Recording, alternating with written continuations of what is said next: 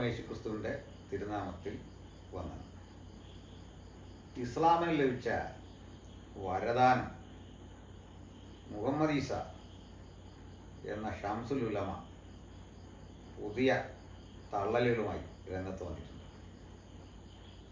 എനിക്ക് മറുപടി എന്ന രൂപേണ ഏറ്റവും ഒടുവിൽ പുറത്തിറക്കിയ ഒരു വീഡിയോ ഉണ്ട്.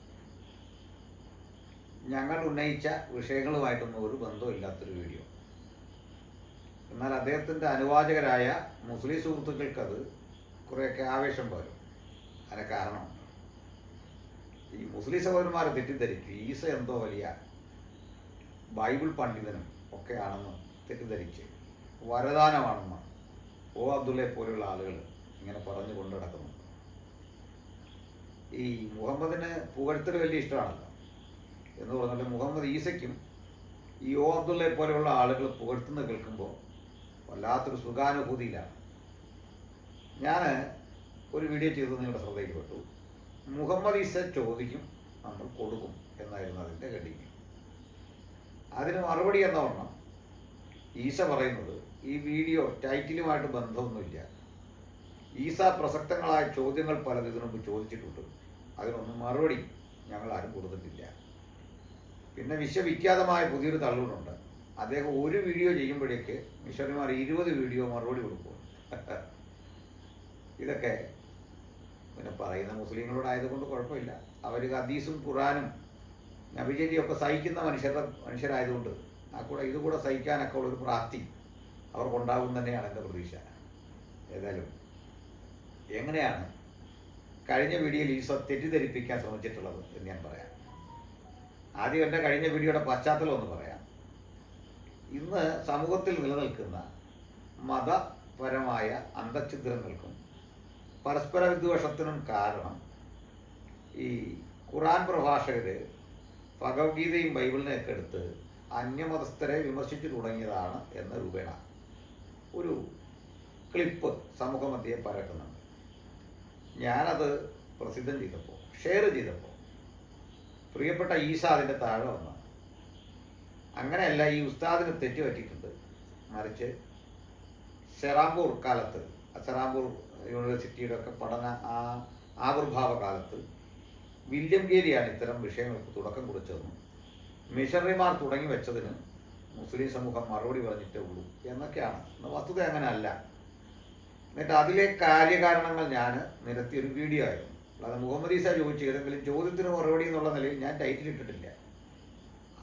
ഈസ വെറുതെ ഇത്തരം തല്ല് ഇരന്നു വാങ്ങുന്നു എന്നാണ് ഞാൻ പറഞ്ഞത്. ചോദിക്കുക അപ്പോൾ കൊടുക്കും എന്ന് പറഞ്ഞതിൻ്റെ അർത്ഥം അതാണ്. അല്ല, ഇദ്ദേഹം ഏതോ ചോദ്യം ചോദിച്ചു, അതിന് മറുപടി അല്ല പറഞ്ഞിരിക്കുന്നത് എന്ന രൂപേണ ഇദ്ദേഹം വിഷയം ഒന്ന് വ്യാഖ്യാനിച്ച് മാറ്റാനായിട്ട് ശ്രമിക്കുന്നുണ്ട്. എന്നിട്ട് ഒരു 3 ചോദ്യങ്ങൾ ഇട്ടു. ആ ചോദ്യത്തിന് ഞാൻ പ്രതികരിക്കാം. പക്ഷെ ഒരു കാര്യം, ഈസയുടെ തന്ത്രം വിലപ്പോവില്ല എന്ന് ഞാൻ ആമുഖമായി സൂചിപ്പിക്കട്ടെ. എന്തിനാണ് ഇപ്പോൾ ഈസ ഒരു പുതിയ അടവുമായിട്ട് വന്നതെന്നറിയാം. തന്ത്രം പ്രയോഗിക്കുന്നതിൽ അള്ളാഹുവിനെ കടത്തി വിട്ടുന്ന മഹാരഥനാണ് ഈസ എന്നെനിക്കറിയാം. പക്ഷെ അതൊന്നും ഞങ്ങളെടുത്ത് വിലപ്പോവില്ല. അതിൻ്റെ കാരണം ഈസ ചോദിച്ച 3 ചോദ്യങ്ങളോടെ ബൈബിളിനകത്തേക്ക് തൽക്കാലം ഒന്ന് കടക്കാം. എന്നിട്ട് അതിനെപ്പറ്റി ഈസയ്ക്ക് കുറേ നേരം എന്തൊക്കെയോ പറഞ്ഞുകൊണ്ടിരിക്കാം. ഇതാണ് അദ്ദേഹം ഉദ്ദേശിക്കുന്നത്. അത് ഞങ്ങൾ അനുവദിച്ചു തരില്ല. അനുവദിച്ചൊക്കെ തരാം, അതിന് വ്യവസ്ഥയുണ്ട്. ആ വ്യവസ്ഥകളാണ് ഇപ്പോൾ പറയാൻ പോകുന്നത്. അപ്പോൾ ഈസ പറയുന്നത് അദ്ദേഹം ഉന്നയിച്ച 3 ചോദ്യങ്ങളുണ്ട്. അദ്ദേഹം അതേപ്പറ്റി ഗ്രന്ഥങ്ങൾ എഴുതിയിട്ടുണ്ട്. അതിനൊന്നും ഒരു മിഷണറി ഇന്നേ വരെ മറുപടി തന്നിട്ടില്ല. മറുപടിയായി ഞങ്ങളിട്ട വീഡിയോ ഇദ്ദേഹം ശ്രദ്ധിക്കാതെ പോയതാണോ അതത് കണ്ടിട്ട് മിണ്ടാതിരിക്കുന്നതാണോ എനിക്കൊന്നും അറിയില്ല. അപ്പോൾ ഇതിനകത്തൊരു കാര്യമുള്ളത്, ഒരു വീഡിയോയിലൂടെ ആണെങ്കിലും ഒരു പുസ്തകത്തിലൂടെ ആണെങ്കിലും നമ്മൾ ഈ ആശയവിനിമയം നടത്തുന്നതിലൊരു പ്രശ്നമുണ്ട്. കുറേ കാര്യങ്ങളെ അതിൽ പറയാറുള്ളൂ.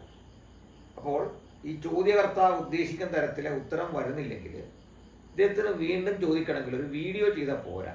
അതിനാണ് പറഞ്ഞത്, നിങ്ങൾ അഭിമുഖം വന്നിരിക്കുക, നമുക്ക് ചർച്ചയാകാം. ഇതാണ് ഞങ്ങൾ പറഞ്ഞത്. മാത്രമല്ല, ഈ വീഡിയോയിൽ ഈ മഹാൻ മറ്റൊരു കാര്യം കൂടെ പറയുന്നുണ്ട്. കൊടുത്തോട്ടം ചോദിച്ചുകൊണ്ടിരിക്കുകയാണ്, എന്തുകൊണ്ട് MM മക്ബറ ഈസായിലൊന്നും ചോദ്യം ഞങ്ങളോട് ചോദിക്കുന്നില്ല. ഞാനിങ്ങനെയല്ല പറഞ്ഞത്. നിങ്ങൾ എന്തുകൊണ്ട് പഴയതുപോലെ സംവാദം നടത്തുന്നില്ലെന്നാണ് ചോദിച്ചത്. അത് ചോദ്യമൊന്നാക്കി ചുരുക്കി. അതിപ്പോൾ ഈസ എന്തെങ്കിലും പറഞ്ഞോട്ടെ. അപ്പോൾ ഈസയുടെ പ്രസക്തമായ വിഷയത്തിലേക്ക് വരാം. അദ്ദേഹം 3 ചോദ്യങ്ങൾ ഈ വീഡിയോയിൽ ഉന്നയിക്കുന്നുണ്ട്. എനിക്ക് ഈ വീഡിയോ അയച്ചു തന്നത് നമ്മുടെ ഹംസ എന്ന് പറഞ്ഞൊരു സുഹൃത്താണ്. ഈ ഹംസയാണ് കഴിഞ്ഞ നമ്മുടെ നൗഷാദ് മൗലവിക്കായിട്ടുള്ള ഒരു ഡിബേറ്റ് നടക്കാതിരിക്കത്തക്ക വിധം വളരെ തന്ത്രശാലിയായിട്ട് എൻ്റെ കയ്യിൽ നിന്ന് അയാളുടെ നമ്പർ വാങ്ങി, എന്നിട്ട് വിളിച്ച് അദ്ദേഹത്തിൻ്റെ വഴിയെല്ലാം അടച്ചു. പോകരുത്, പോയി കഴിഞ്ഞ വിഷയമാണെന്നൊക്കെ പറഞ്ഞു. അപ്പം അദ്ദേഹം ഒന്ന് ഊരാനൊക്കെ നോക്കിയെങ്കിലും അതൊക്കെ ഞങ്ങൾ വളരെ ബുദ്ധിമുട്ടും. അള്ളാഹുവിൻ്റെ തന്ത്രം എവിടെ വരെ വരുമെന്ന് എനിക്കറിയാം, പിന്നെയാണോ ഹംസയുടെ തന്ത്രം. ഏതായാലും ഉസ്താദ് വരികയും ചെയ്തു, തരക്കേടില്ലാതെ ഡിബേറ്റ് നടക്കുകയും ചെയ്തു. നിങ്ങൾ കണ്ടു കാണുമല്ലോ. അപ്പോൾ ഇദ്ദേഹമാണ് എനിക്ക് ഈ വീഡിയോ ഇട്ട് തന്നത്. അപ്പം ഞാൻ സ്വാഭാവികമായിട്ട് താങ്ക്സ് അടിച്ചു എൻ്റെ താഴെ. അപ്പോൾ അദ്ദേഹം പറഞ്ഞു, ഇങ്ങനെ താങ്ക്സ് ഒന്നും ഇട്ടിട്ട് കാര്യമില്ല, ഈശായുടെ വീഡിയോ കണ്ടിട്ട് അതിന് ഉത്തരം കൊടുക്കണം. ഇതാണ് പറഞ്ഞത്. അപ്പോൾ എത്ര ഉത്തരം കൊടുത്താലും വീണ്ടും വീണ്ടും ഓരോന്ന് ചോദിച്ചുകൊണ്ടിരിക്കുക. അതിനാണ് പറയുന്നത്, നിങ്ങൾ അഭിമുഖമായി വന്നിരിക്കും. അപ്പോൾ ശ്രദ്ധയിൽപ്പെടാതെ പോയ ഭാഗമുണ്ടെങ്കിൽ അത് എടുത്ത് പറയാമല്ലോ, ഒരു വിഷയമില്ല. എന്തിനാ ഈ പേടി, എന്തിനാ അത് വരാത്ത? മറ്റൊരു കാര്യം കൂടെ ഈശ പറയുന്നത്, ഞങ്ങൾക്കൊന്നും നിലവാരമില്ല എന്ന് ഈശ പറയുന്നതായി ഞാൻ പറഞ്ഞു. ഈശ ഇങ്ങനെയൊക്കെ പറയാറുണ്ട്. ഈശ എന്തോ ഭയങ്കര ചിന്തകനോ വരദാനമോ ഒക്കെ ആണെന്ന് അദ്ദേഹത്തിന് തോന്നുന്നുണ്ട്. അത് കുഴപ്പമൊന്നുമില്ല, നല്ല കാര്യമാണ്. അപ്പോൾ ഏതായാലും ഈശയുടെ ആ വീഡിയോ, സാധാരണ രീതിയിൽ ഈശയുടെ ഒരു വീഡിയോ കാണുക എന്ന് പറഞ്ഞാൽ അപാരമായ സഹനം വേണം. കാരണം ഒരു ചൈതന്യമില്ലാത്ത വാക്കുകൾ, ഒന്നാതെ അത് ഈശയുടെയും കുഴപ്പമില്ല, ഇരുട്ട് വ്യാപരിപ്പിക്കത്തക്ക തരത്തിലെ ചിന്തകൾ പറയുന്ന ഒരു ഗ്രന്ഥം. അനീതി, അക്രമം, അതുപോലെ തന്നെ അധാർമികത, ഇതൊക്കെ മാത്രം ഇങ്ങനെ തുളുമ്പി നിൽക്കുന്ന കാര്യങ്ങളെ വളരെ വെള്ളപൂശി അടിച്ച് ജനങ്ങളുടെ മധ്യത്തിൽ എത്തിക്കണം. അപ്പോൾ സ്വാഭാവികമായിട്ട് അത് കണ്ടിരിക്കുക തന്നെ വലിയ പ്രയാസമാണ്.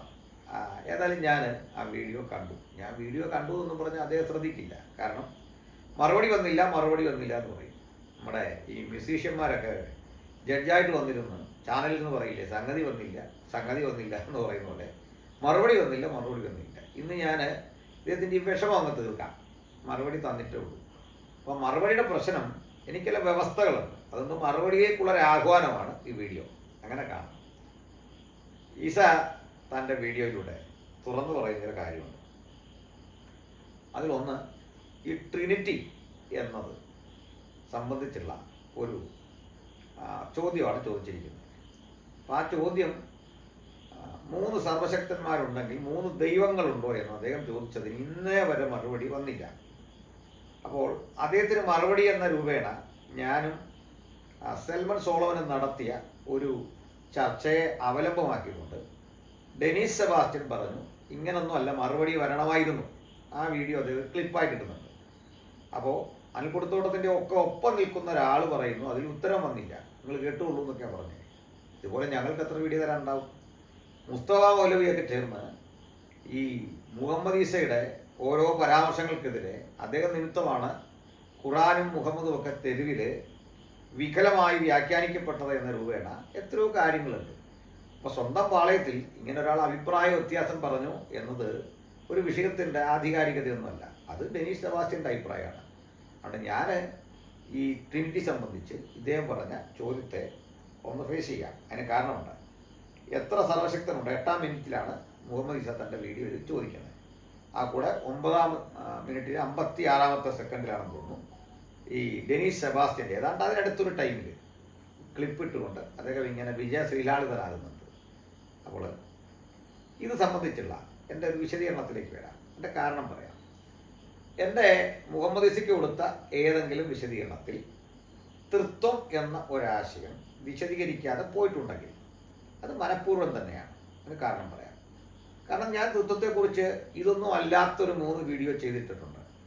അതിൽ തൃത്വം വിശുദ്ധ ബൈബിളിൻ്റെ വെളിച്ചത്തിൽ നന്നായിട്ട് വിശദീകരിക്കുന്ന ഭാഗങ്ങളാണ്. അതിൻ്റെ താഴെയുള്ള കമൻറ്റുകളൊക്കെ ശ്രദ്ധിച്ചാൽ നിങ്ങൾക്കത് മനസ്സിലാകും.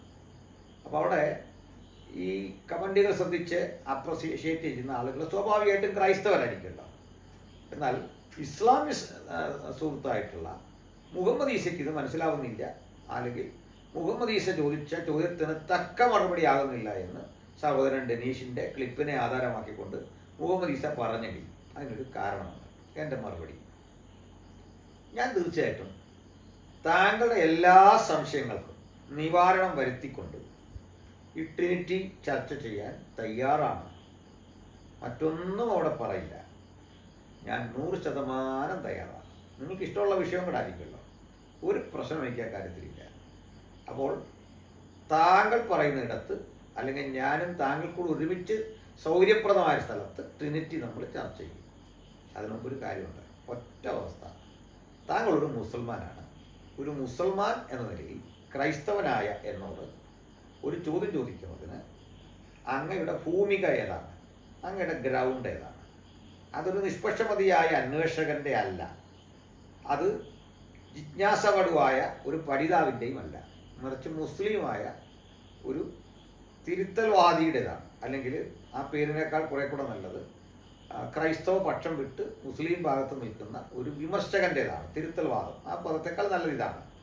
ഒരു സമൂഹത്തിൻ്റെ അകത്തുനിന്ന് നടത്തുന്ന ശാക്തീകരണമല്ല തിരുത്തൽവാദം. ആറ്റായുള്ള പദം അതല്ല, മറിച്ച് ക്രിസ്ത്യാനിറ്റി വിട്ട് ഇസ്ലാം പക്ഷത്ത് നിന്നുകൊണ്ട് ആ ഇസ്ലാമിലെ ശരിക്ക് വേണ്ടി വാദിക്കുന്ന ഒരാളാണ് താങ്കൾ. അപ്പോൾ സ്വാഭാവികമായിട്ടും ഞങ്ങൾക്ക് ആദ്യം അറിയേണ്ടത് what is the stand or the concept of Islam about Trinity. നിങ്ങൾ എന്താണ് ട്രിനിറ്റിയെക്കുറിച്ച് മനസ്സിലാക്കി വെച്ചിരിക്കുന്നത്? അതാണ് ഇസ്ലാമിൻ്റെ ഭൂമികയിൽ നിന്ന് പറയണം. അതിന് ഖുർആനോ ഹദീസോ അവലംബമാക്കണം. ഇതാണ് ഒന്നാമത്തെ വ്യവസ്ഥ. അതുകൊണ്ട് ഏതെങ്കിലും വിഷയങ്ങൾ 3 സർവശക്തനുണ്ടോ 30 പേരുണ്ടോ എന്തും പറയാം. ഏത് കാര്യവും ക്രൈസ്തപക്ഷത്തു നിന്ന് വിശദീകരിക്കാൻ ഞാൻ ഒരുക്കമാണ്. എനിക്കത് വിശദീകരിക്കാൻ കഴിയാതെ പോയാൽ പരസ്യ ക്ഷമാപണം നടത്തി ഞാനതിൽ പിന്തിരിയും. പക്ഷേ എൻ്റെ വ്യവസ്ഥ ന്യായമല്ലേ എന്ന് മുസ്ലിം സുഹൃത്തുക്കൾ തീരുമാനിക്കുക. കാരണം ഇസ്ലാമിക പക്ഷത്ത് നിന്നുകൊണ്ട് വേണം ഇദ്ദേഹം ഈ മറുപടി പറയാൻ, ആ ചോദ്യം എന്നോട് ചോദിക്കാൻ. അതാണ് അദ്ദേഹത്തിന് ചോദിക്കാൻ കഴിയില്ല എന്നത് നിങ്ങൾക്കും എനിക്കും അറിയാം. എന്താണെന്ന് അറിയണ്ടേ? ഞാനതിനുള്ള ചില തെളിവുകൾ നിങ്ങളുടെ മുമ്പിൽ വെക്കുകയാണ്. ഈ അള്ളാഹു എന്ന ഗോത്രദേവൻ ഈ ട്രിനിറ്റി സംബന്ധിച്ച് അല്പം തെറ്റിദ്ധാരണയുള്ള ആളായിരുന്നു. അദ്ദേഹത്തിന് ഇതേപ്പറ്റി വലിയ ഗ്രാഹ്യമൊന്നുമില്ല. അപ്പോൾ അത് അദ്ദേഹത്തിൻ്റെ കുറ്റമായിട്ട് എനിക്ക് തോന്നുന്നില്ല. അറബി മാത്രം അറിയുന്ന ഒരു ഗോത്രദേവൻ മുഹമ്മദ് എന്ന ഒരു വ്യക്തി വരും വരെ അറേബ്യൻ മരുഭൂമിയുടെ പുറത്തെ ഒരു സംഭവത്തെക്കുറിച്ച് ഒന്നും അറിയാത്ത ഒരു വിഗ്രഹം, അല്ലെങ്കിൽ ലാത്തയുടെയും മനാത്തയുടെയും ഉസയുടെയും ഈസയുടെയും അപ്പനായിട്ടുള്ള അള്ളാഹ്, അദ്ദേഹത്തിന് അതിന് പുറത്തുള്ള ലോകത്തെപ്പറ്റി അറിയില്ല. അല്ലെങ്കിൽ ഖുറാൻ്റെ എഴുത്തുകാർക്ക് ഇവിടെ തെറ്റുപറ്റി. അപ്പോൾ ആ തെറ്റ് എന്താണെന്നറിയട്ടെ? എന്താണ് ഖുറാൻ്റെ വീക്ഷണത്തിൽ അള്ളാഹ് എന്ന് പറയുന്നത്, ട്രിനിറ്റി എന്ന് പറയുന്നത്? ഞാൻ ആദ്യം നിങ്ങളെ വ്യക്തമാക്കാം. അൽ മൈദ 116 എന്ന് വെച്ചാൽ സൂറത്ത് 5 ആയത്ത് 116 ഖുറാനിലേക്ക് നമുക്ക് വരാം. അള്ളാഹു പറയുന്ന സന്ദർഭവും ശ്രദ്ധിക്കുക. മറിയമിൻ്റെ മകനായ ഈസ അള്ളാഹുവിന് പുറമെ എന്നെയും എൻ്റെ മാതാവിനെയും ദൈവങ്ങളാക്കി കൊള്ളുവീനെന്ന് നീയാണോ ജനങ്ങളോട് പറഞ്ഞത്? അതേ പറയും, നീ എത്ര പരിശുദ്ധൻ, എനിക്ക് പറവാൻ യാതൊരു അവകാശവുമില്ലാത്ത ഞാൻ പറയാൻ പാടില്ലല്ലോ. ഞാനിത് പറഞ്ഞിരുന്നെങ്കിൽ തീർച്ചയായും നീ അതറിഞ്ഞിരിക്കുമല്ലോ. എൻ്റെ മനസ്സിലുള്ളത് നീ അറിയും, നിൻ്റെ മനസ്സിലുള്ളത് ഞാൻ അറിയുകയില്ല. നിശ്ചയമായും നീ തന്നെയാണ് അദൃശ്യ കാര്യങ്ങൾ അറിയുന്നവൻ. എന്താണിതെന്ന് മനസ്സിലാക്കുന്നത് അറിയാം. അള്ളാഹയെ സംബന്ധിച്ചിടത്തോളം, അല്ലെങ്കിൽ അൽ മാഇദ എന്ന ഈ 5-ാം അധ്യായം എഴുതിയ ആളിനെ സംബന്ധിച്ചിടത്തോളം, അല്ലെങ്കിൽ ഖുറാൻ്റെ സ്പോർട്സ്മാൻമാരെ സംബന്ധിച്ചിടത്തോളം, അവർ മനസ്സിലാക്കി വെച്ച തൃത്വം അള്ളാഹ്, മറിയം, ഈസ എന്നായിരുന്നു. അപ്പോൾ അള്ളാഹ്, മറിയം, ഈസ എന്നൊരു തൃത്വം ലോകത്തൊരു മനുഷ്യരും ഉപയോഗിക്കുന്നില്ല. അപ്പം അള്ളാഹ്ക്ക് പിണഞ്ഞ ഒന്നാമത്തെ അബദ്ധം ഞാനിവിടെ ചൂണ്ടിക്കാണിക്കുകയാണ്. ഇത് ഈ മുഹമ്മദ് ഈസ ചോദിക്കും നമ്മൾ കൊടുക്കുമെന്ന് പറഞ്ഞതിൻ്റെ അർത്ഥം ഇതാണ്. ഇനി അനുബന്ധമായിട്ടൊരു വാക്യമുണ്ട്. അത് അന്നിസ, അതായത് 4-ാമത്തെ സൂറ ആയത്ത് നമ്പർ 117. വേദക്കാരെ, നിങ്ങൾ മതകാര്യത്തിൽ അതിര് കവിയരുത്, അല്ലാഹുവിൻ്റെ പേരിൽ വാസ്തവമല്ലാതെ പറയരുത്.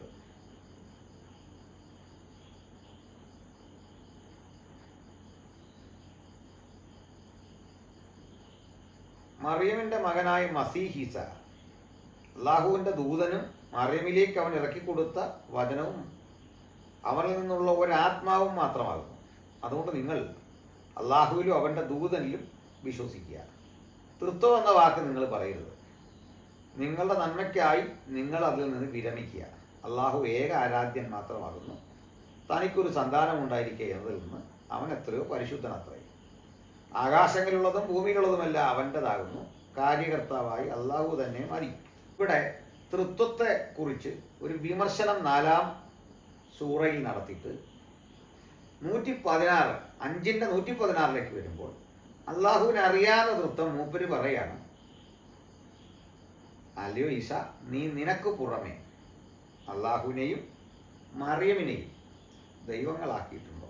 ഇതാണ് പുള്ളിക്കാരൻ അറിയാവുന്ന തൃത്വം. അപ്പോൾ ക്ലബ് ഹൗസ് ചർച്ചകളിലൊക്കെ ഇപ്പം മുസ്ലിങ്ങൾ ആരും തൃത്വം ചോദിച്ചു വരില്ലേ, ഞങ്ങളിത് പറഞ്ഞ ശേഷം. അപ്പോൾ അള്ളാഹുവിന് ഇത് അറിയില്ല, അല്ലെങ്കിൽ ഖുറാൻ്റെ എഴുത്തുകാർക്ക് അറിയില്ല. അതുകൊണ്ട് ഈ തൃത്വം ഞങ്ങളോട് ചോദിക്കാൻ വരുന്നത് ആദ്യം അള്ളാഹുവിൻ്റെ അബദ്ധത്തിൽ നിന്നുകൊണ്ട് കാര്യം ഗ്രഹിച്ചതിൻ്റെ ഒരപര്യാപ്തതയാണ്. അപ്പോൾ അല്ലെങ്കിൽ പറയൂ, ഇങ്ങനല്ല തൃത്വം ഖുറാനിൽ പറയുന്നത്, അങ്ങനല്ല. അള്ളാഹുവിന് ഇതെങ്ങനെ പറ്റിയെന്ന് പറയാം. അല്ലെങ്കിൽ മുഹമ്മദ് തന്നെയാണ് ഈ അള്ളാഹു, അല്ലാതെ വേറെ ആളൊന്നും അല്ലെന്ന് നിങ്ങൾക്കും അറിയാം, നമുക്ക് എല്ലാവർക്കും അറിയാവുന്ന കാര്യമാണ്.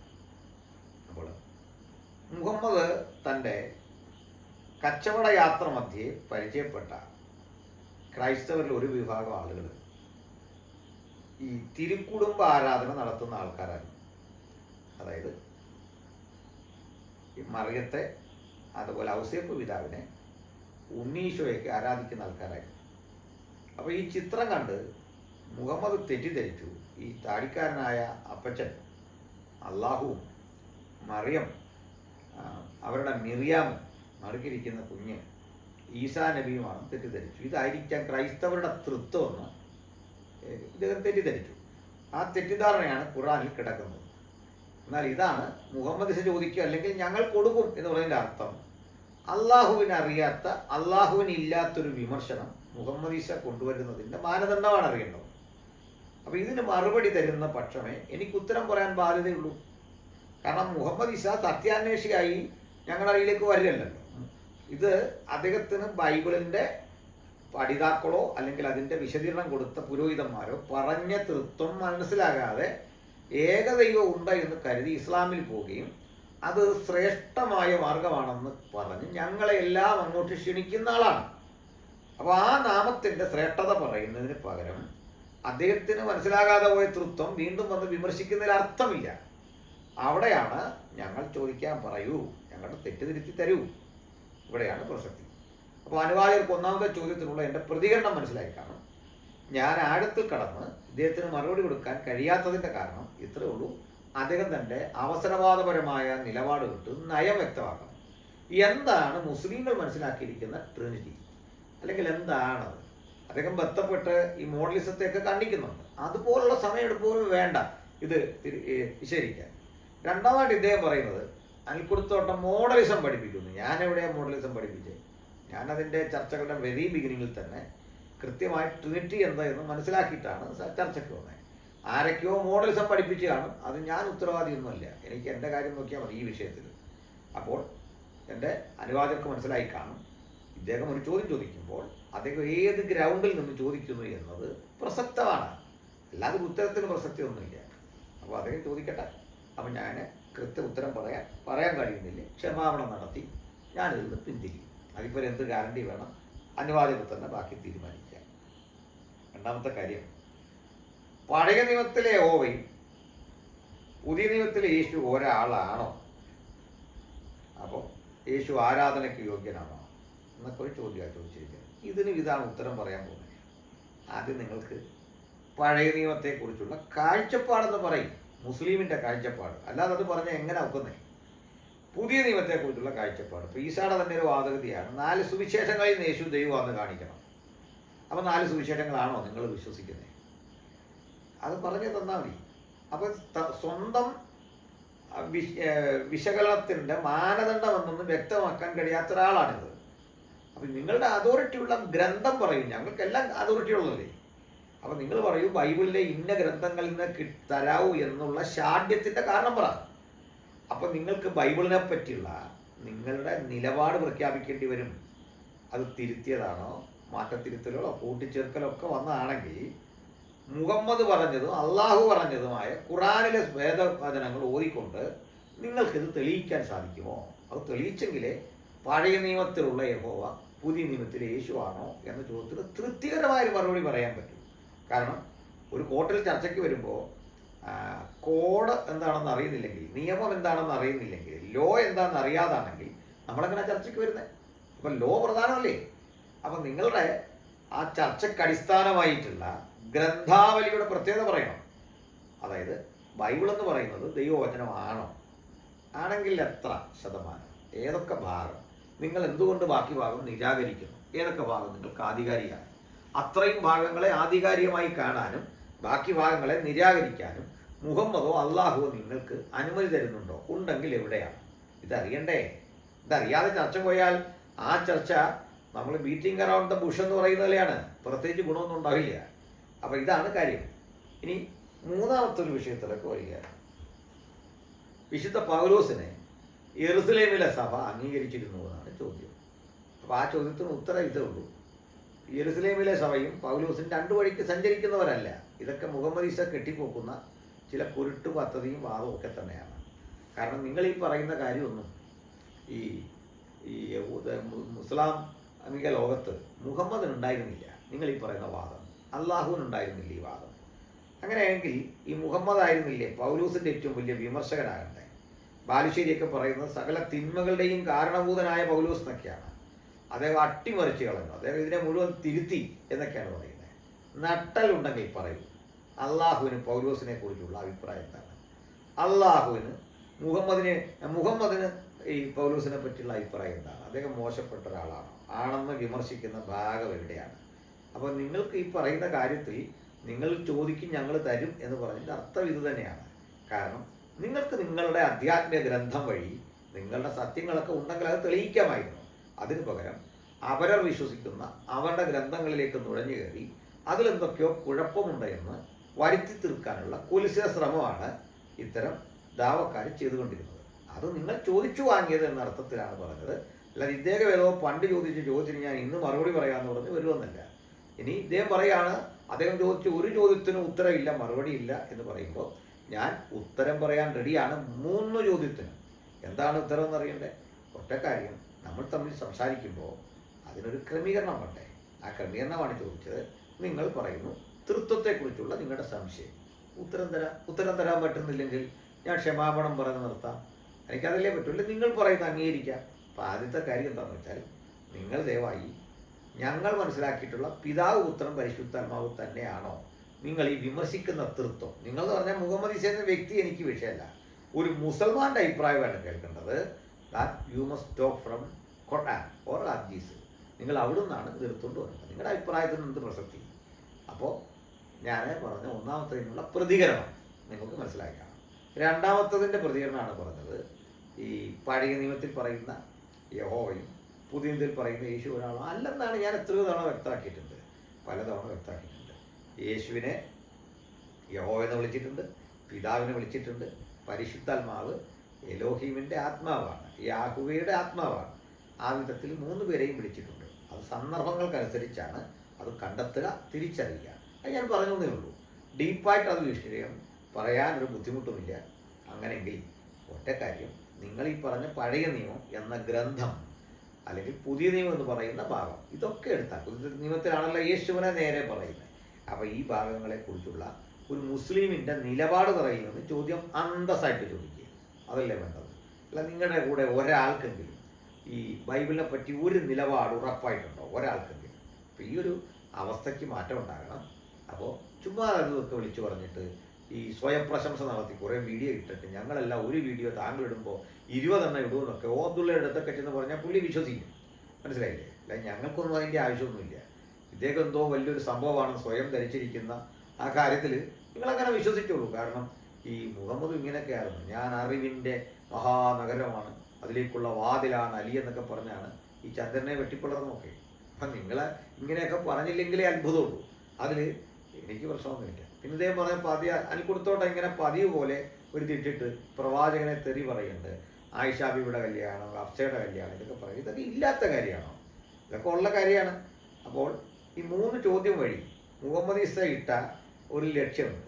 ആ ലക്ഷ്യത്തിൻ്റെ മുന തന്നെ ഞാൻ ഓടിക്കുന്നു. അതിൻ്റെ കാരണം ഇദ്ദേഹത്തിന് ഇതുവഴി പതുക്കെ വന്ന് ഈ ബൈബിളിനുള്ളിലേക്ക് കടന്നിട്ട് ഇപ്പോൾ നടന്നുകൊണ്ടിരിക്കുന്ന ഇസ്ലാമിക വിമർശനത്തിൻ്റെ ഗതി ഒന്ന് തിരിക്കണം. ഞാൻ തൽക്കാലം അതിന് വഴിപ്പെടുന്നില്ല. ഇപ്പം ഞങ്ങൾ തൽക്കാലം പോകുന്ന ഈ ഒരു വഴിയിലാണ്. വലിയ ഗൗരവത്തിലൊന്നും ഞങ്ങൾ ചർച്ചക്കെടുക്കുന്നില്ല. കാരണം ആ കാലമൊക്കെ കഴിഞ്ഞു. ഞങ്ങളെ സംബന്ധിച്ചിടത്തോളം ഖുർആനോ മുഹമ്മദൊന്നും ഞങ്ങൾക്ക് വലിയ കാര്യമൊന്നുമില്ല. ഏതാണ്ട് അപ്രസക്തമായ ഒരു ടോക്കാണത്. കാരണം മനുഷ്യർക്ക് ഈ വസ്തുതകളൊക്കെ മനസ്സിലായിട്ടുണ്ട്, നിങ്ങളുടെ ആൾക്കെന്ന് മനസ്സിലായിട്ടുണ്ട്. പ്രതിദിനം എക്സ് മുസ്ലിമിൻ്റെ എണ്ണം കൂടുകയാണ്. മുഹമ്മദിനെ കുറിച്ച് യുവതകൾക്കുള്ളിൽ അപകർഷതാബോധം വളരുകയാണ്. ഷഹാദത്ത് കലിമ ചൊല്ലാൻ ആഗ്രഹിക്കുന്നവർ അത് അല്പം കൂടി കഴിഞ്ഞു മതി എന്ന് ചിന്തിക്കുകയാണ്. ഒരു ചോദ്യം, ഞാനെന്തോ ഇതിനകത്ത് ഇല്ലാത്ത കഥ പറഞ്ഞു എന്നൊക്കെയാണ്. പിന്നെ ഇട്ട തെളിവുകളൊന്നും കറക്റ്റല്ല. ഇങ്ങനെയൊക്കെയുള്ള ചില ബാലിശമായ കാര്യങ്ങളാണ് പറയുന്നത്. ഇപ്പം നമുക്കൊരു കാര്യം പറഞ്ഞാൽ മുഹമ്മദ് ഖദീജ വിവാഹം കഴിച്ചു എന്ന് പറയുകയാണ്. അതിന് തെളിവ് ചോദിച്ചാൽ തെളിവ് വയ്ക്കേണ്ട കാര്യമില്ല. അതിൻ്റെ കാരണം എന്താ? അത് നിങ്ങൾക്കും ഞങ്ങൾക്കും എല്ലാം അറിയാം. അപ്പോൾ അത് ബാലിശമായൊരു തെളിവ് ചോദ്യമാണ് എന്ന് പറഞ്ഞുകൊണ്ട് ചില കാര്യങ്ങളാണ് ഞാൻ പറഞ്ഞിട്ട് തെളിവില്ല, തെളിവിട്ട റെഫറൻസ് തെറ്റാണ്. ഞാനതൊക്കെ വ്യക്തമാക്കി വീഡിയോ ചെയ്തിരുന്നു. ഏതായാലും പറഞ്ഞു വന്നത്, പിന്നെ കൂടെ പതിവ് പോലെ പ്രവാചകനെ ഈ പതിവ് പോലെ ഒരു രാത്രി 11 സ്ത്രീകളുടെ അടുത്ത് പോകുന്നു, ആ പുള്ളിക്ക് ആ കുഴപ്പമൊന്നുമില്ല. അപ്പം അത് പതിവ് പോലെ ഒരാൾ പോകുന്ന കാര്യം ഒരാൾ പറഞ്ഞാൽ മോശമാണെന്ന് പറഞ്ഞാൽ നിങ്ങളൊന്ന് ആലോചിച്ച് നോക്കി. ഇത് പറയേണ്ടി വരുന്നൊന്നുണ്ടാ, ഇതാ മുഹമ്മദ് ഈസ ചോദിക്കും, നമ്മൾ കൊടുക്കും എന്ന് പറഞ്ഞതിൻ്റെ അർത്ഥം ഇപ്പോൾ പിടികിട്ടി കാണണം. എന്ന് പറഞ്ഞാൽ വെറുതെ ഇരുന്ന പൗലോസിനെ ആക്ഷേപിക്കുക, ബൈബിളിനെ ആക്ഷേപിക്കുക, അതിൽ തിരുത്തുണ്ടെന്ന് പറയുക. ഞങ്ങളപ്പോൾ തൻ്റെ ഇടത്തോടെ ചോദിക്കുക, സുഹൃത്തെ താങ്കൾ ധൈര്യം ഉണ്ടെങ്കിൽ ഈ തിരുത്തൊക്കെ വന്നൊന്ന് ബോധ്യപ്പെടുത്തും. ഖുറാൻ്റെ അടിസ്ഥാനത്തിൽ വേണം, ചുമ്മാ അക്ഷരത്തെറ്റ് കാണിച്ചിട്ടോ ഒന്നും എനിക്ക് താല്പര്യമൊന്നുമില്ല.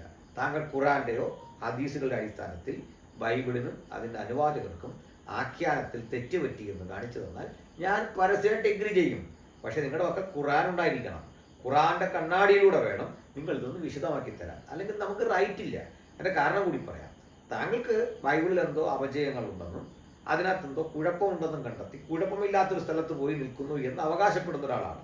അല്ലെങ്കിൽ താങ്കൾ പറ അതിനകത്ത് എനിക്ക് ഒത്തിരി സംശയമുണ്ട്, ഇത് ഭയങ്കരമാണ്. അവിടെ ചെന്ന് ഒരു സംശയമില്ലാതെ ഈ അബദ്ധങ്ങളെല്ലാം വെട്ടിവിഴുങ്ങിയ മനുഷ്യനാണ് വന്നിരുന്ന് ഇങ്ങനെ ഈ തള്ളുന്നത്. എന്തെല്ലാമാണ് ഈ ചങ്ങാതി പറഞ്ഞു നടക്കുന്നത്? നിങ്ങൾ തന്നെ കണ്ടതാണ്. ഞാനെന്തോ ഭയങ്കര ഗുരുതര തെറ്റി പോലെ പറഞ്ഞറിയോ? ഈ ചങ്ങാതി കണ്ടു പറഞ്ഞു, മുഹമ്മദ് മുല കൊടുക്കാൻ ആയിഷയോട് പറഞ്ഞത്, മുല കൊടുക്കുന്ന രീതി സ്പൂൺ ഉപയോഗിച്ചാണ്. എന്തോ ഗുരുദേവൻ കുറേ തെളിവൊക്കെ കിട്ടുമോ? എനിക്ക് അതിന് മറുപടി ഒന്നും ഉണ്ടായില്ലെന്നാണ്. ഞാൻ മറുപടി ഇട്ടായിരുന്നു. ഞാൻ മറുപടി ഇട്ടത് ഒത്തിരി ഹിറ്റായിട്ടുള്ളൊരു വീഡിയോ ആണ്, ഒത്തിരി പേര് അത് ചർച്ച ചെയ്യുന്നുണ്ട്. ഇപ്പോൾ അത് ആൾക്കാരങ്ങനെ തന്നെ താങ്കളുടെ ഈ വിഷയം പരാമർശിക്കുന്നുണ്ട്. ഞാൻ അന്ന് ഇതുപോലൊരു കാര്യം പറഞ്ഞിരുന്നു. ഇദ്ദേഹം പറയുന്നത് നേരിട്ട് ഈ ബ്രസ്റ്റ് ഫീഡിങ് ഒന്നും നടക്കുകയല്ല, മറിച്ച് മുലപ്പാൽ ഒരു സ്പൂണിനകത്താക്കി കൊടുക്കുക. ഒന്ന് ആലോചിച്ച് നോക്കി, ഒരാൾ സാഹോദര്യത്തിന് ചെല്ലുക, ഒരു കയ്യിലൊരു സ്പൂണ് വേണം, എന്നിട്ട് പറയണം എനിക്ക് നിന്നെ സഹോദരിയാക്കണം, ഈ സ്പൂണിലേക്ക് അല്പം മുലപ്പാൽ തരിക, അത് വാങ്ങി കുടിക്കുമ്പോൾ ഈ ആൾ മുല കൊടുത്ത ആളിന് സഹോദരിയാവും. ഇങ്ങനെയൊക്കെയാണ് ഇദ്ദേഹം അല്ലെങ്കിൽ ഞാൻ വ്യാഖ്യാനിക്കുന്നത് എൻ്റെ ചിന്ത കേട്ടോ. അപ്പോൾ ഞാൻ വളരെ ഈസി ആയിട്ട് പറഞ്ഞാൽ അതിനും നമുക്ക് പരിഹാരം ഉണ്ടാക്കാം. സ്പൂണാണോ, അണ്ടാവാണോ, പ്ലാവിലയാണോ, പണ്ടൊക്കെ കണ്ണിന് മരുന്നൊഴിക്കാൻ ഇങ്ങനെ എടുക്കുമെന്നൊക്കെ പറഞ്ഞ് മുഹമ്മദ് ഈസാനെ ജസ്റ്റിഫൈ ചെയ്യാറുണ്ട്. ഒരു പരമവൃത്തികേടാണ് വാസ്തവത്തിൽ. അത് വായിക്കുന്ന ഏതൊരാൾക്കും മനസ്സിലാകും. സലീം പ്രായമായ കുട്ടിയല്ലേ, അവനെങ്ങനെ ഞാൻ മുലപ്പാൽ കൊടുക്കുന്നു? സഹലയുടെ ആ ചോദ്യത്തിനൊക്കെ ഈ പ്രായമായ ആളിന് സ്പൂണിൽ കൊടുത്താലോ പ്ലാവിലെ കൊടുത്താലോ പ്രശ്നം ഉണ്ടാകും. അപ്പോൾ ഈ ചോദ്യത്തിനൊന്നും പ്രസക്തിയില്ല. അപ്പോൾ എന്താണ് അതിൻ്റെ അർത്ഥമെന്ന് ആന്തരികമായിട്ടൊക്കെ നമുക്ക് പിടികിട്ടും. അപ്പോൾ ഇത് തീർക്കാൻ, അതുപോലും തീർക്കാനൊരു വഴിയുണ്ടാകും. എന്തായിരുന്നു? ഇന്നിപ്പോൾ മുഹമ്മദ് ഈസ എങ്ങനെയാണ് ഒരാളെ സഹോദരിയാക്കുന്നത്, അല്ലേ സഹോദരിമാരെങ്ങനെയാണ് നിങ്ങളെ സഹോദരനാക്കുന്നത്? നിങ്ങൾ ഇതിനോട് വെച്ചാൽ നിർത്തിക്കളഞ്ഞേ. അപ്പോൾ അതോ ഇപ്പോഴും ഇതൊക്കെ ഉണ്ടോ? ഈ കലാപരിപാടികൾ ഈ രൂപത്തിലൊക്കെ ഇപ്പോഴും ഉണ്ടോ? അപ്പോൾ പറഞ്ഞാൽ പ്രശ്നം തീർന്നു. നിങ്ങളിങ്ങനെയായിരുന്നു പറയണ്ടേ. ഈ MC അബ്ദുൽ നാസർ പറയാറുണ്ടല്ലോ, ക്രൈസ്തവർ പൗലോസ് പഠിപ്പിച്ചു മകളെ കല്യാണം കഴിക്കാമെന്നൊക്കെ പഠിപ്പിച്ചു. അപ്പം ഞങ്ങളിതാണ് ചോദിക്കുന്നത്, 2000 ആണ്ടിൻ്റെ ക്രൈസ്തവരുടെ ചരിത്രത്തിൽ എവിടെയെങ്കിലും അങ്ങനെ ഒരു സംഭവം മകളെ കല്യാണം കഴിച്ചതോ? അതിലൊരു തെളിവ് കൊടുക്കണ്ടേ? അതിൻ്റെ അല്ലെങ്കിൽ പിന്നെ വ്യാഖ്യാനം ഉണ്ടാക്കുന്നതിനാണ്. ഇങ്ങനെ വ്യാഖ്യാനിച്ചിട്ട് പറയണം ക്രൈസ്തവർ ഇതിൻ്റെ ഇതാണ് രീതി, ഇങ്ങനെയാണ്, നിങ്ങൾ കണ്ടില്ലേ എന്നാണ് പറയണ്ടേ. അങ്ങനെ ഒരു ഇൻസ്റ്റൻറ്റ് പുള്ളിക്ക് തരാനില്ല. പിന്നെ ഇത് പറയുന്നുണ്ട്, അത് ഈസ അംഗീകരിക്കുന്ന കാര്യമൊന്നുമല്ല. മറുവശത്തൊരു വിഷയം പറയാം. ഇതിന് എന്ന് പറഞ്ഞൊരു തെളിവ് പറഞ്ഞാൽ മതി. ഈ സ്പൂണ് ഇങ്ങനെയാണ് ഉപയോഗിക്കുന്നത്, സ്പൂണുണ്ടെന്നൊക്കെ പറയാൻ ഇത്രയും മതി. നിങ്ങൾ നോക്കി, ഇപ്പോഴും ഞങ്ങൾ സ്പൂണാണ് ഉപയോഗിക്കുന്നത്, അതിനുവേണ്ടി വിശുദ്ധ സ്പൂൺ ഒരെണ്ണം മേടിച്ച് വെക്കുമെന്നൊക്കെ പറഞ്ഞാൽ ആ സ്പൂണും വെച്ചൊരു ലൈവ് ചെയ്തിരുന്നെങ്കിൽ ഈ സംശയമൊക്കെ മാറി. ഞാനതേ ചോദിച്ചുള്ളൂ. എന്താണ് നിങ്ങളിപ്പം ഈ സാഹോദര്യത്തിന് അനുഷ്ഠിക്കുന്ന രീതി? അത് നിർത്തിക്കളഞ്ഞു. മുഹമ്മദിൻ്റെ വചനമാണ്, നിങ്ങൾക്ക് നിർത്താനൊന്നും അധികാരമില്ല, അത് ചെയ്തേ പറ്റുള്ളൂ. ഇപ്പം എന്താ നിർത്തിയേ? അപ്പം നമ്മൾ ഉദ്ദേശിച്ചതൊന്നും അല്ല നിങ്ങൾ. അപ്പോൾ ഇതാ നിങ്ങൾ ചോദിക്കും, ഞങ്ങൾ തരുമെന്ന് പറഞ്ഞിട്ട് അർത്ഥം ഇതാണ്. അല്ലാതെ ഇദ്ദേഹം പറഞ്ഞ പോലെ 3 ചോദ്യം പണ്ടങ്ങാണ്ട് ചോദിച്ചു, അതിന് ഉത്തരവാണെന്ന് ഓർത്ത് വീഡിയോ വെക്കാനിരുന്നു. പതിവ് പോലെ ഏതാണ്ട് ആക്ഷേപം പറഞ്ഞിട്ട് പോയിരുന്നു. പതിവ് പോലെ ഈ വൃത്തികളെല്ലാം കാണിക്കാമെങ്കിൽ അതൊന്ന് എടുത്തു പറഞ്ഞതിനകത്ത് എന്താ ഈ അസഹിഷ്ണുത? അതും പതിവല്ലായിരുന്നോ പല കാര്യങ്ങൾ? എന്തെല്ലാം പതിവുകൾ കാണിച്ചു. അപ്പോൾ ആ പതിവുള്ള കാര്യങ്ങളൊന്ന് എടുത്തു പറഞ്ഞെന്നുള്ളൂ. അറപ്പ് തോന്നുന്ന, വെറുപ്പ് തോന്നുന്ന ഈ കാര്യം കേട്ട് താങ്കൾക്ക് സങ്കടം വരും. എന്താ സങ്കടം വരാൻ കാരണം? തൃത്വം മനസ്സിലാകാത്ത കാലത്ത് ഒന്നുകിൽ അത് വിശദമായിട്ട് പഠിക്കണമായിരുന്നു. അത് പറ്റുന്നില്ലെങ്കിൽ അന്വേഷകനായിട്ട് അതിൻ്റെ പിന്നാലെ യാത്ര ചെയ്യണമായിരുന്നു. അല്ല, അതൊക്കെ ഉപേക്ഷിക്കുമ്പോൾ കുറെ കൂടി മെച്ചപ്പെട്ടൊരിടത്ത് പോകാമായിരുന്നു. ഇത് ഞാൻ പലപ്പോഴും താങ്കളെപ്പറ്റി പറയുന്ന ഉദാഹരണം ആവർത്തിക്കുന്നു. പാലിൽ എന്തോ കുഴപ്പമുണ്ട്, അതുകൊണ്ട് പാല് കൂടി ഇരുന്ന് നിർത്തി ഞാനതുകൊണ്ട് കള്ളുകൂടി ഇറങ്ങാണെന്ന് പറയുന്ന പോലെ ഉള്ളൊരു അധപ്പതനത്തിലേക്കാണ് താങ്കൾ ചെന്നുവിട്ടെ. എന്നിട്ട് ഞാൻ ഗ്രന്ഥം എഴുതി, ഞാൻ വീഡിയോ ഇറക്കി, ഒരാളും മറുപടി ഒന്നുമില്ല. ഇതൊക്കെ കൂടെ ഉള്ളവരെ ഒന്ന് തൃപ്തിപ്പെടുത്താനൊക്കെ നല്ലതാണ്, കുഴപ്പമൊന്നുമില്ല. അങ്ങനെ ആ കോംപ്ലക്സ് ഒക്കെ മാറട്ടെ, പ്രശ്നമൊന്നുമില്ല. പിന്നെ ഈ സ്വയം പൊങ്ങുന്നതും കുറേയൊക്കെ ഗുണം ചെയ്യുന്നുണ്ട്. എന്താണെന്ന് വെച്ചാൽ ഇതേ എന്തോ വലിയൊരു ദാർശനികനോ ചിന്തകനോ ഒക്കെയാണ്, വരദാനമാണെന്നൊക്കെ ഞങ്ങളുടെ വിശ്വസിക്കണം. ഞങ്ങൾക്ക് ഓളമൊന്നുമില്ല ഇങ്ങനെ ഇത്തരത്തിൽ ഇദ്ദേഹം എന്തോ ഒരു വലിയ ദാർശനിക പ്രതിഭാശാലിയായിട്ട് അനിശ്ചയം കഴിഞ്ഞാൽ പണിനുള്ള ആളാണെന്നൊന്നുമില്ല. ഇങ്ങനെ ഈ പുളു പഠിച്ചിട്ട് കാര്യം വല്ലതും ഉണ്ടോ? അപ്പോൾ തള്ളുമ്പോൾ കുറേ കൂടെ ഒക്കെ മായത്തി മതിയില്ലേ ഈസ?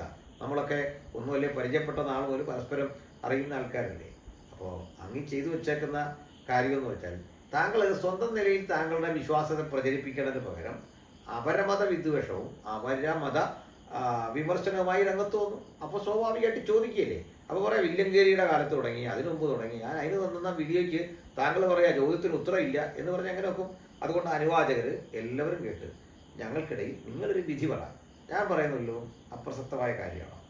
ട്രിനിറ്റിയോ അല്ലെങ്കിൽ യേശുവിൻ്റെ ദൈവത്തോ ഈ പറയുന്ന ബൈബിളിലെ മാറ്റത്തിരുത്തല്ല എന്തും നമുക്ക് ചർച്ച ചെയ്യാം. അപ്പോൾ ഞാനതിൽ ഒറ്റ വ്യവസ്ഥയെ വെക്കുന്നുള്ളൂ. ആ വ്യവസ്ഥ ഇത്രയേ ഉള്ളൂ: ഒരു മുസൽമാൻ്റെ ഗ്രൗണ്ടിൽ നിന്നും എന്നോട് ചോദിക്കണം. കാരണം താങ്കൾ സത്യാന്വേഷിയോ അതല്ലെങ്കിൽ എന്താണ് പറയുക ജിജ്ഞാസുവായി വന്ന് ബൈബിൾ പഠിക്കാൻ ശ്രമിക്കുന്ന ആളോ അല്ല. താങ്കൾക്ക് തൃത്വം തെറ്റാണെന്ന് മനസ്സിലായിട്ട് താങ്കൾ പോയിട്ട് ഇസ്ലാമായ ആളാണ്. അതിൻ്റെ ശരികളെ ഞങ്ങളോട് പറയാൻ വേണ്ടിയാണ് താങ്കൾ ഈ തത്രപ്പെടുന്നത്. അത് പറയാനുള്ള അവസരം കൂടി അങ്ങേക്ക് കിട്ടും. അപ്പോൾ ആദ്യത്തെ കാര്യം, തൃത്വം ആണ് താങ്കളുടെ ചോദ്യമെങ്കിൽ നിങ്ങൾ പറയൂ, അള്ളാഹുവിന് മനസ്സിലായിരുന്ന തൃത്വം, മുസൽമാൻ്റെ വീക്ഷണത്തിലെ തൃത്വം, ഖുർആൻ ഉദ്ധരിച്ച് ഹദീസ് ഉദ്ധരിച്ച് ഞങ്ങളെ ബോധ്യപ്പെടുത്തുക. അപ്പം ഞങ്ങൾക്ക് അവിടെ പറഞ്ഞു തന്നാൽ മതിയല്ലേ, എളുപ്പമാവും. രണ്ടാമത്തെ കാര്യം, പഴയ നിയമത്തിൽ പറയുന്ന യേശു തന്നെയാണ് പുതിയ നിയമത്തിലെ, പഴയ നിയമത്തിൽ പറയുന്ന യഹോവ തന്നെയാണ് പുതിയ നിയമത്തിലെ യേശു. ഈ ചോദ്യം ചോദിച്ചു, ഉത്തരം പറയാം. അപ്പം അതിനു മുമ്പ് എന്താണ് താങ്കൾക്ക് ഈ പഴയ നിയമം, അതിൽ പറയുന്നത് ദൈവവചനമാണോ? ആണെങ്കിൽ എത്ര ശതമാനം? അതോ ഏതെങ്കിലും മനുഷ്യൻ്റെ കൈകടത്തലോ മാറ്റത്തിരുത്തലോ ഉണ്ടോ? ഉണ്ടെന്നുള്ള വസ്തുത ഉണ്ടെങ്കിൽ താങ്കൾ ഖുർആൻ്റെയോ ഹദീസിൻ്റെയോ വെളിച്ചത്തിൽ വിശദീകരിച്ച് അത് ഏതൊക്കെയെന്ന് കാണിച്ചു തരണം. അതിനുള്ള ബാധ്യത താങ്കൾക്കുണ്ട്. ചുമ്മാ ആവശ്യമില്ലാത്ത ഇങ്ങനെ കാടടച്ച് വെടിവെച്ചിട്ട് വല്ല കാര്യമുണ്ടോ? മൂന്നാമത്തെ ചോദ്യം അതിലും രസകരം. യെരുസലേമിലെ ക്രിസ്ത്യാനിറ്റി പൗലൂസിനെ അംഗീകരിച്ചിരുന്നുവോ? ഇതാണ് ചോദ്യം. അംഗീകരിച്ചിരുന്നു എന്ന് ഒറ്റയടിക്ക് ഞാൻ നിസ്സംശയ ഉത്തരം പറയും. അംഗീകരിച്ചിരുന്നു. ഇനി തെളിവാണ് വേണ്ടേ? തെളിവ് തരാം. അതിനാ ചർച്ച വേണ്ടേ? തെളിവിലേക്ക് കിടക്കുമ്പോൾ ഒരു വചനം തന്നാൽ താങ്കൾ ഏതാണ്ടെല്ലാം പറഞ്ഞു വിടുക. അതൊക്കെ ഞങ്ങൾ ഒരിക്കൽ ഈസ എന്നോട് ആദ്യകാലത്ത് ചോദിച്ചൊരു ചോദ്യമുണ്ട്, എല്ലാവരും കേൾക്കേണ്ടതാണ്. ഹംസയൊക്കെ അരികിരിപ്പുണ്ട്, നമ്മുടെ സിജോ ബ്രദറൊക്കെ ഉണ്ട് ആ സമയത്ത്. ഇദ്ദേഹം ചോദിച്ചു, യേശുവിനെ എവിടെങ്കിലും അപ്പോസ്തലന്മാർ ദൈവമേ എന്ന് വിളിക്കുന്നുണ്ടോ? അപ്പം ഞാൻ പറഞ്ഞൊരു വാചനം എടുത്ത് കാണിച്ചു. നമ്മുടെ തോമാസിലേക്ക് വിളിക്കുന്നു, എൻ്റെ കർത്താവും ദൈവവുമേ. അപ്പോഴേക്ക് ഈശോ പറഞ്ഞ സന്ദർഭം എന്താണ്? മരിച്ച് അടക്കപ്പെട്ട യേശു 3-ാം ദിവസം വന്നു തോമസിൻ്റെ അടുത്ത് നിൽക്കുന്നു. തോമസ് ആകപ്പാടെ വിസ്മയിച്ചിട്ട് എൻ്റെ ദൈവമേ എൻ്റെ കർത്താവിൽ നിന്ന് മുകളിലേക്ക് നോക്കി ദൈവത്തെ വിളിച്ചതാണ് അത് എന്ന് പറഞ്ഞു. വിജയശീലാളിതനായിരിക്കുന്ന ഈശോയോട് ഞാൻ പറയും, നിങ്ങൾ പോയില്ലേ ഇപ്പോൾ? നിങ്ങൾ ഇസ്ലാമിന് പുറത്തായി. കാരണം അള്ളാഹുവിന് പോലും അറിയില്ല ഈസയ്ക്ക് എന്ത് പറ്റിയെന്ന്. നിങ്ങളുടെ അള്ളാഹു ആർക്കാണ്ട് ഇച്ചിരി കൺഫ്യൂഷൻ ഉണ്ടാക്കിയത്. ഞങ്ങൾക്കാർക്കുമല്ല, അള്ളാഹുവിന് വഴിപ്പെടുന്ന ആരും ആൾക്കാർ കാണും. എന്നിട്ട് അള്ളാഹുവിന് തന്നെ വലിയ ഗ്രാഹ്യമില്ല.